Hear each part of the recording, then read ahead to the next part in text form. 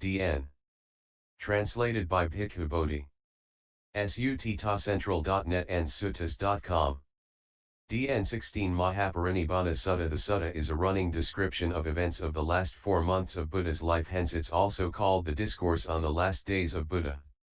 It comprises of discussion between the Buddha and the minister, Vassakara in Rajagaha just before the rainy retreat of the unity of the Likavas. Details of how Buddha spent the 3 months of rain retreat from Nalanda to Kusinara, across Patalagama, Vesali, Pava and other cities. The Great Decease.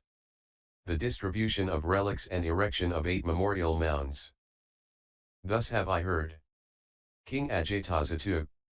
Once the Blessed One was staying dwelt at Rajagaha, on the mountain called Vulture's Peak. At that time King Ajatasattu of Magadha wanted to wage war against the Vajjians. He spoke in this fashion: these Vajjians, so powerful and strong, I shall annihilate them and make them perish. I shall utterly destroy them. King Ajasattu told his chief minister, the Brahmin Vassakara, to go to the Blessed One, Buddha, pay homage in his name at his feet, wish him good health, strength, ease, vigor, and comfort. He also told Brahmin to let Buddha know of his intention to wage war against the Vajjis. He asked him to return and report whatever the Blessed One replies, as the Tathagatas do not lie. 7 Conditions of a nation's welfare. When Brahmin Vassakara met the Buddha, he exchanged courtesies with the Blessed One, sat down on one side and conveyed King Ajatasattu's message on waging war against the Vajjians. That's when Buddha explained the 7 conditions of a nation's welfare. Buddha asked Ananda, Ananda, have you heard that Vajjians have frequent gatherings and their meetings are well attended? Ananda replied, I have heard, Lord, that this is so. Buddha, Ananda, so long as the Vajjians hold regular and frequent assemblies, then they will be expected to prosper and not decline. Ananda, then have you heard that the Vajjians assemble and disperse peacefully and they carry on their business in harmony? Ananda, I have heard, Lord, that they do. Buddha, Ananda, so long as they do so, the growth of the Vajjians is to be expected and will not decline. Ananda, have you heard that the Vajjians neither authorize nor rules, but proceed in accordance with their ancient traditions? Ananda, I have heard, Lord, that they do. Buddha, Ananda, so long as they do so, the growth of the Vajjians is to be expected and will not decline. Buddha, have you heard that they honor, respect, revere and salute the elders among them and think it's worthwhile to listen to them? Ananda, I have heard, Lord, that they do. Buddha, Ananda, so long as they do so, the growth of the Vajjians is to be expected and will not decline. Have you heard that the Vajjians do not forcibly abduct others' wives and daughters and they do not compel them to live with them? Ananda, I have heard, Lord, that they do. Buddha, Ananda, so long as they do so, the growth of the Vajjians is to be expected and will not decline. Buddha, have you heard, Ananda, that Vajjians show respect, honor, esteem, and veneration towards their shrines, both those within the city and those abroad? Also they do not withdraw from the proper support made and given before? Ananda, I have heard, Lord, that they do. Buddha, Ananda, so long as they do so, the growth of the Vajjians is to be expected and will not decline. Have you heard that the Vajjians dutifully protect and guard the Arahas, so that those Arahants may come in future to live there? And for those who have already come might live there in peace? Ananda, I have heard, Lord, that they do. Buddha, Ananda, so long as they do so, the growth of the Vajjians is to be expected and will not decline. Then Buddha turned to Brahmin Vassakara and said, Once, Brahmin, when I was staying at the Sarandada shrine in Vesali, I taught the Vajjians these 7 conditions leading to a nation's welfare. Hence Brahmin, as long as the Vajjians keep these 7 principles, then their growth is to be expected and they will not decline. Brahmin Vassakara replied, Reverend Gautama, if the Vajjians keep to even one out of even principles, they will be expected to prosper and not decline, far less than keeping all 7. There's no way that King Ajatasattu can conquer them by force of arms but only by means of propaganda and setting them against one another, treachery or discord. After that he asked for his leave as he had much work to do and left to report to King Ajatasattu what Buddha said. Welfare of the Bhikkhus. Then, soon after Vassakara's departure, Buddha addressed the Venerable Ananda to assemble as many bhikkhus residing around Rajagaha in the hall of audience. Venerable Ananda did as he was requested and informed the Blessed One, the community of bhikkhus is assembled. Then Buddha rose from his seat, went up to the hall of audience, took his appointed seat there, and addressed the bhikkhus thus. Monks, I shall teach you the 7 conditions that are conducive to the welfare of the Sangha. Listen and pay heed to what I shall say. Buddha continued on the 7 conditions which are conducive for the Sangha to prosper and not decline are: 1. Hold regular and frequent assemblies. 2. Meet in harmony, break up in harmony, carry on their business in harmony. 3. Do not authorize what has not been authorized, do not abolish what has been authorized, proceed accordingly to what has been authorized by rules of training. 4. Honor, respect, revere and salute the elders who are long ordained, fathers and leaders of the order.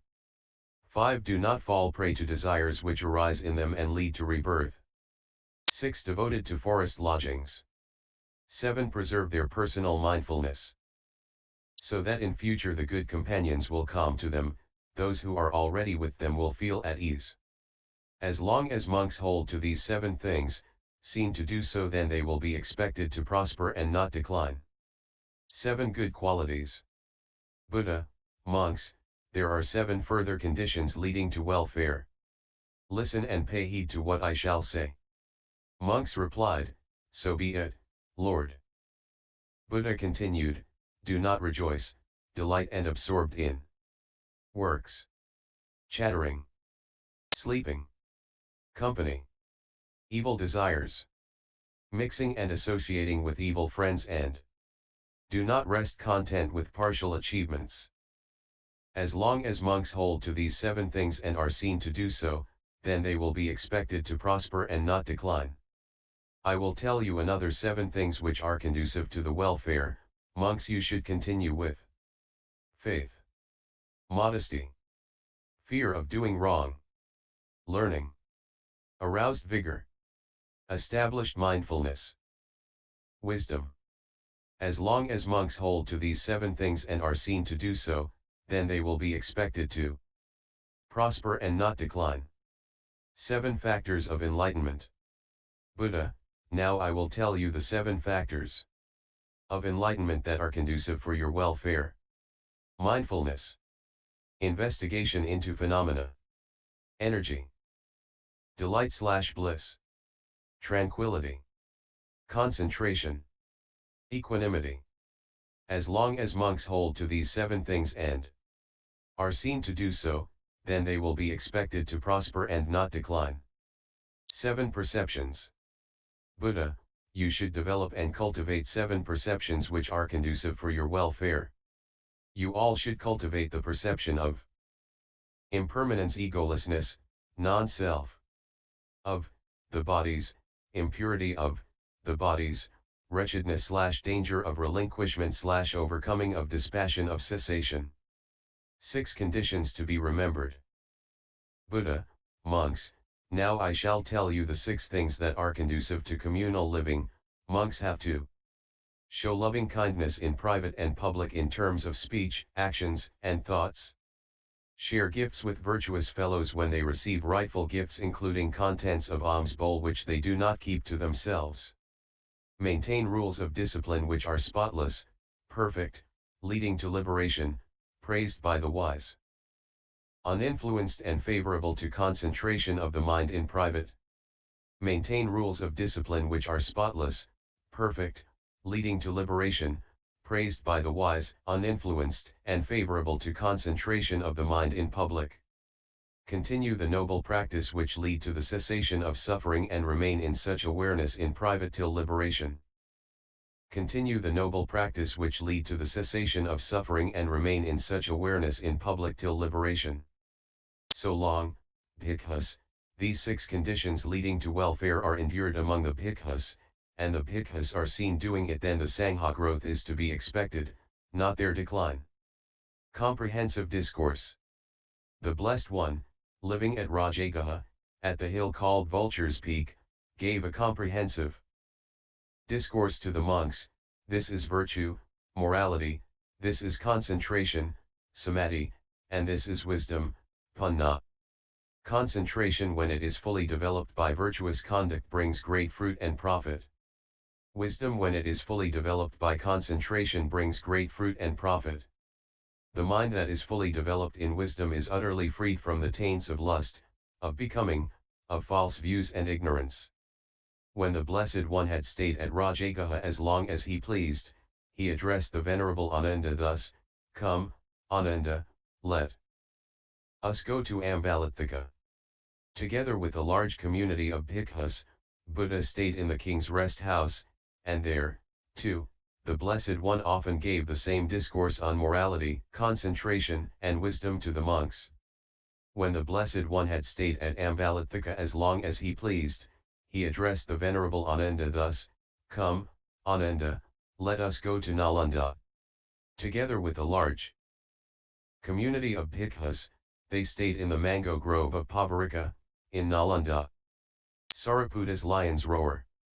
Then the Venerable Sariputta went to the Blessed One, respectfully greeted him, sat down at one side, and spoke thus to him: "It is clear to me that there never has been, will be, or there is another recluse or Brahmin now that is more exalted in enlightenment than the Blessed One." Buddha replied: "You have spoken boldly with a bull's voice, Sariputta. You have roared the lion's roar of certainty. But how is this, Sariputta? Those arahants, fully enlightened ones of the past, do you have direct personal knowledge of all those blessed ones, in terms of their virtue, their meditation, their wisdom, their abiding, and their emancipation?" Sariputta: "No, Lord." Buddha: "Then have you perceived all the arahants, fully enlightened ones of the future?" Sariputta: "No, Lord." Buddha: "Then what about me? I am the present arahant, the fully enlightened one, and do you have direct personal knowledge as to my virtue, my meditation, my wisdom, my abiding, and my emancipation?" Sariputta: "No, Lord." Buddha then addressed Sariputta: "So you have no such direct personal knowledge of the arahants, the fully enlightened ones of the past, the future, and the present. Thus Sariputta, you have spoken boldly with the bull's voice and roared the lion's roar with your declaration."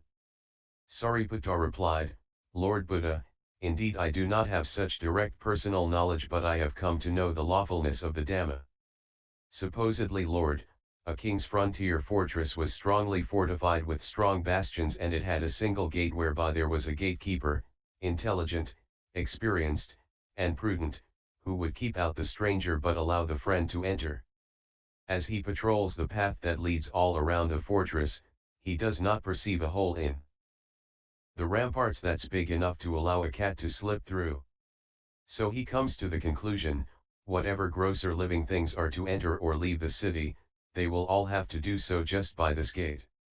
In the same way, Lord, I have come to know the lawfulness, drift, of the Dhamma. All the blessed ones, arahants, fully enlightened ones of the past had abandoned the 5 hindrances, the mental defilements that weaken wisdom. They had firmly established the 4 foundations of mindfulness in their minds and had duly cultivated the 7 factors of